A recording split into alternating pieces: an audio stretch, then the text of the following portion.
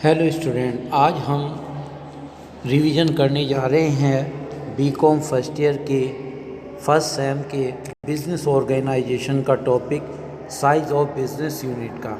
और जैसे कि स्टूडेंट आप सभी पहले से ही जानते हैं कि ये सभी टॉपिक आपको करा दिए जा चुके हैं। ये केवल रिवीजन के उद्देश्य से आपको दोबारा कराए जा रहे हैं। तो students, let's start today our topic size of business unit.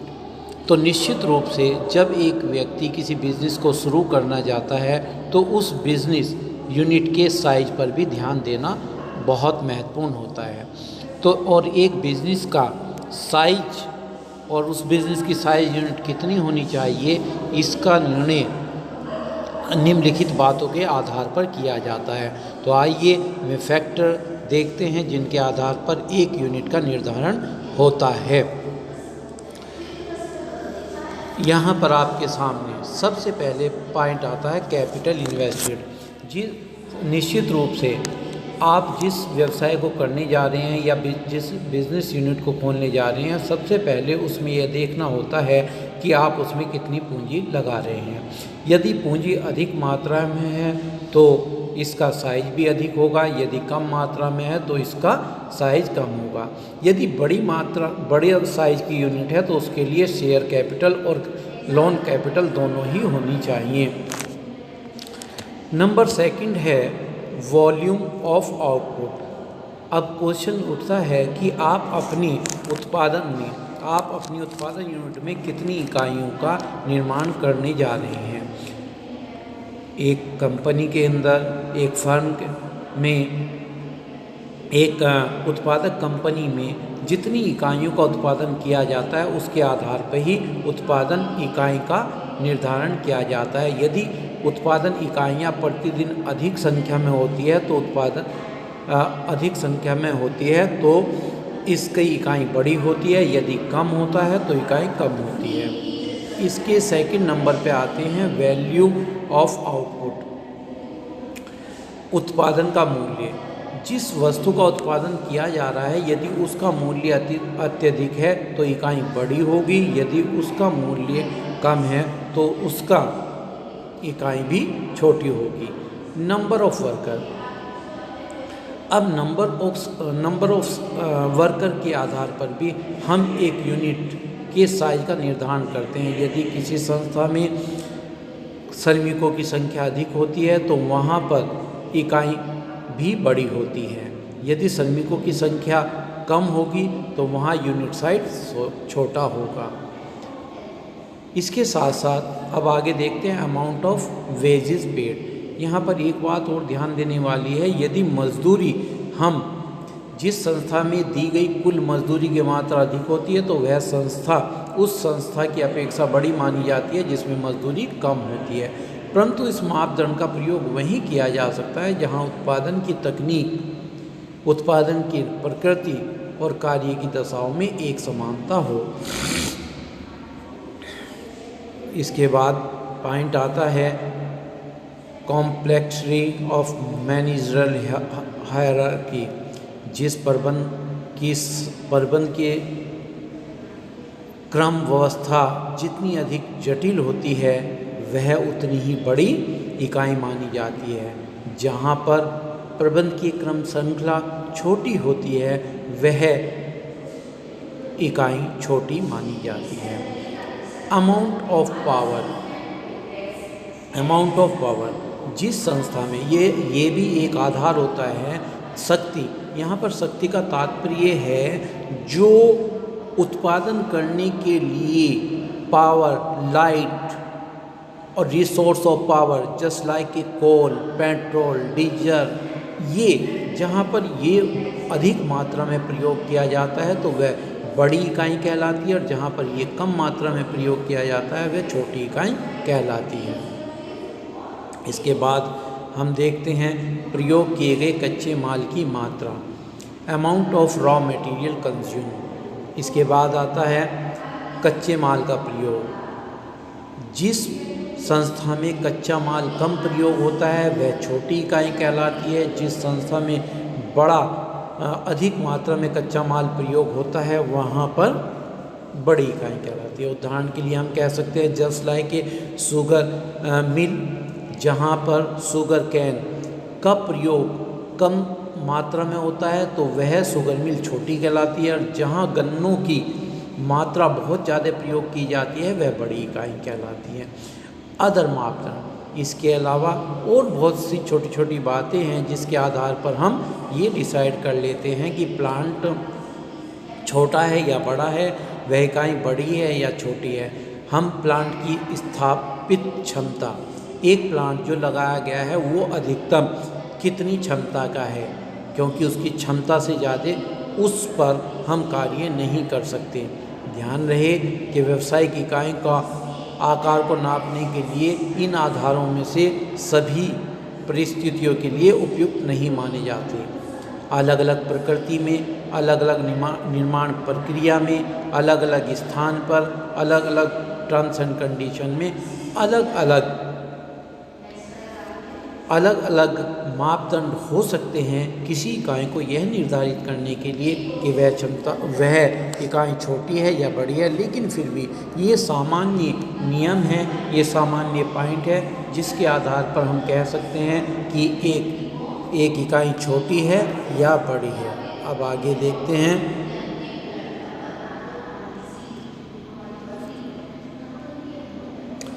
इसके बाद देखते हैं व्यावसायिक इकाई के आकार को निर्धारित करने वाले तत्व अथवा प्रवृत्तियाँ, factor determining of the size of a business.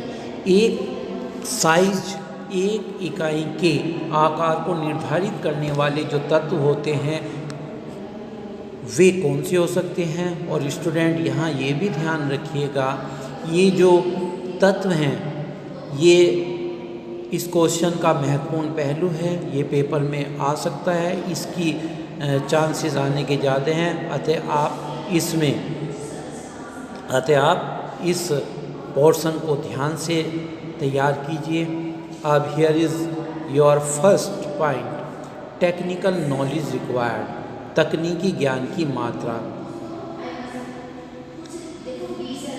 जहाँ पर सामान्य ये माना जाता है कि जिस संस्थान में हाई लेवल की टेक्नोलॉजी यूज़ होती है सामान्यतः वह बड़े होते हैं, क्योंकि हाई टेक्नोलॉजी का प्रयोग छोटे पैमाने की इकाइयाँ कर पाने में असमर्थ रहती हैं।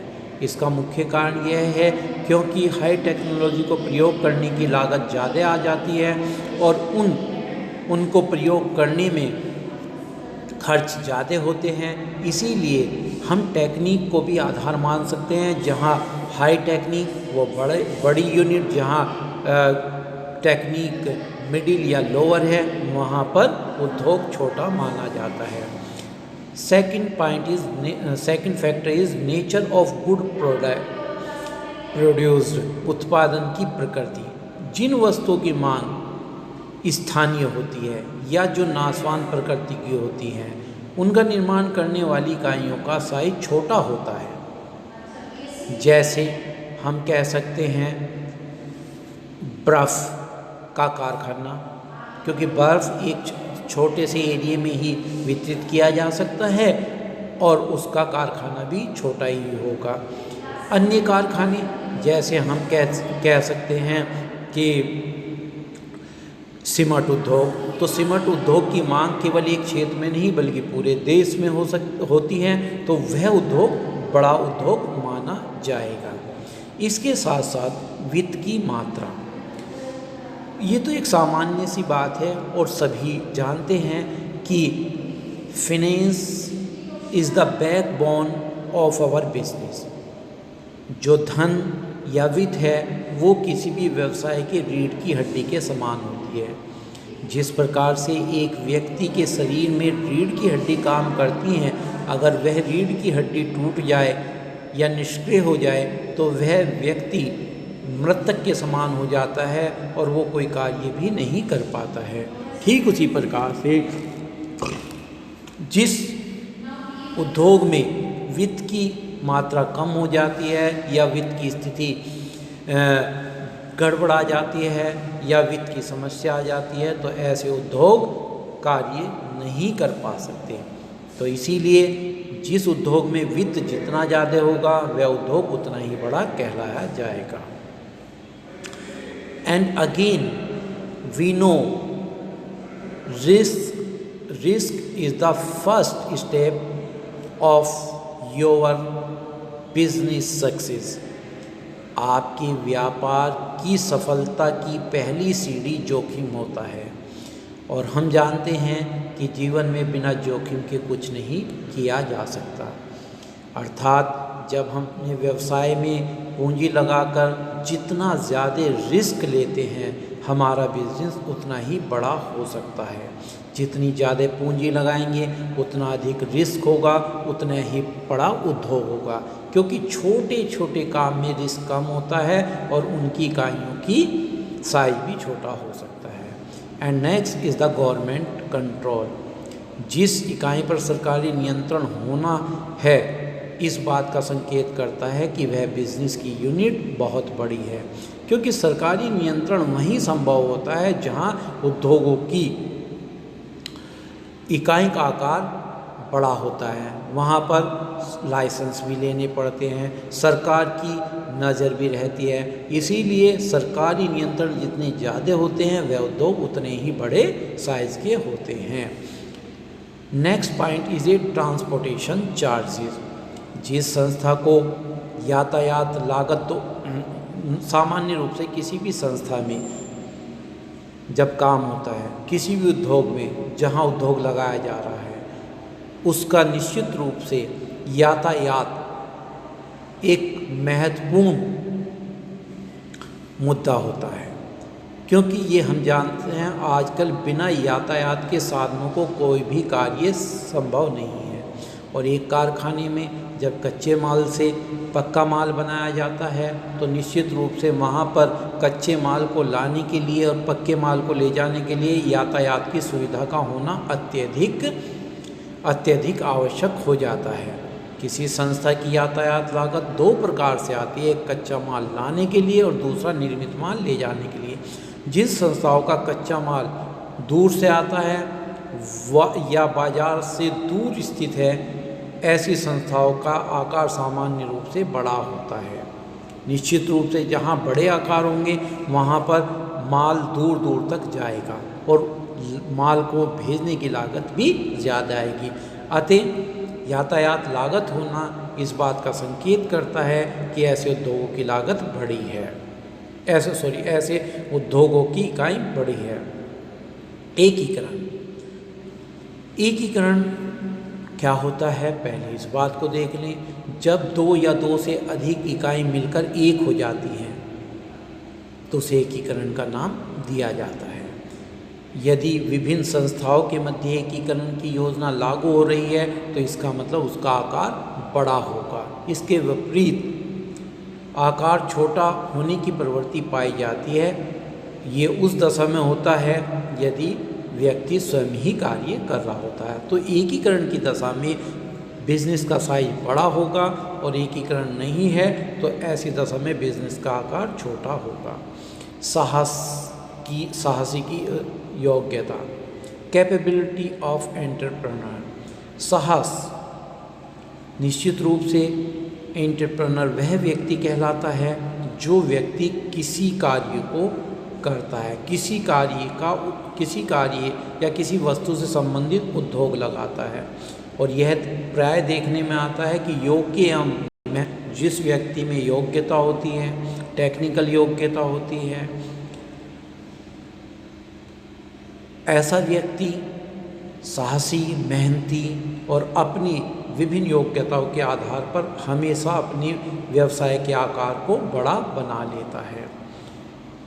Next point is localization, business localization. यदि इकाई की स्थानीयकरण की सुविधाएं प्राप्त होती हैं या स्थापना सरल है तो निश्चित ही आकार बड़ा होगा, क्योंकि इन सुविधाओं के कारण लागतें कम आने लगती हैं। लेकिन इस पॉइंट को जानने से पहले हम इस बात पर भी विचार कर लें कि स्थानीयकरण, लोकलाइजेशन क्या है।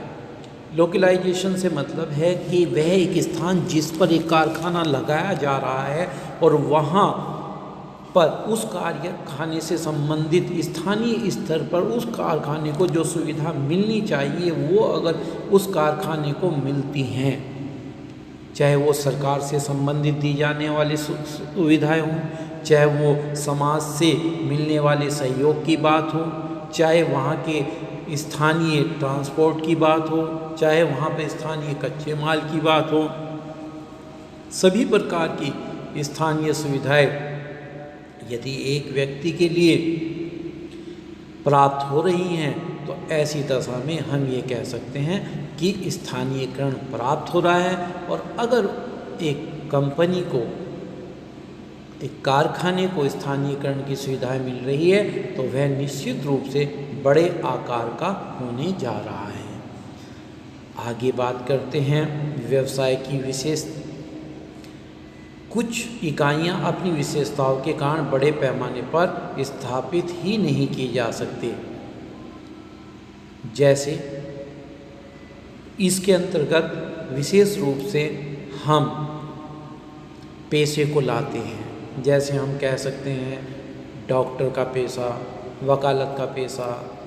उसी प्रकार से कुछ सरकार द्वारा कुटीर उद्योग धंधों को बढ़ावा करने के लिए कुटीर उद्योग धंधे चलाए जाते हैं। तो कुटीर उद्योग धंधे भी एक बड़े आकार की यूनिट में नहीं माना जा सकता।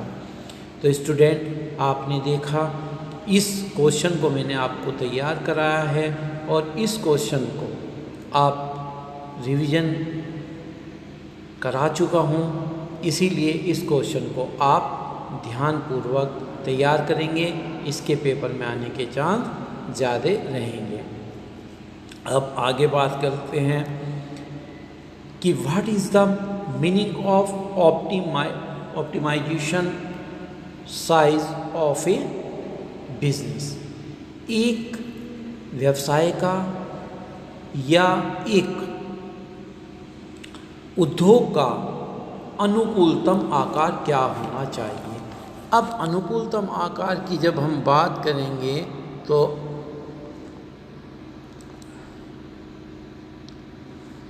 इस पर हम बात करते हैं कि किसी इकाई का अनुकूलतम आकार क्या होना चाहिए।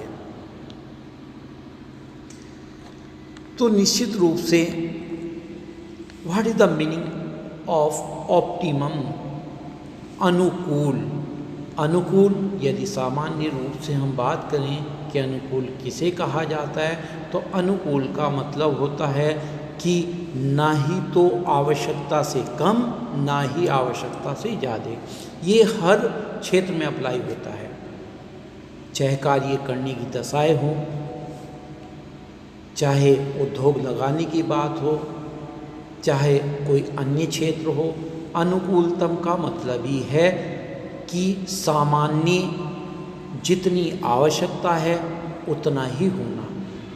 आवश्यकता से कम और आवश्यकता से ज़्यादा दोनों ही दशा अनुकूल दशा के अनुरूप नहीं मानी जाती।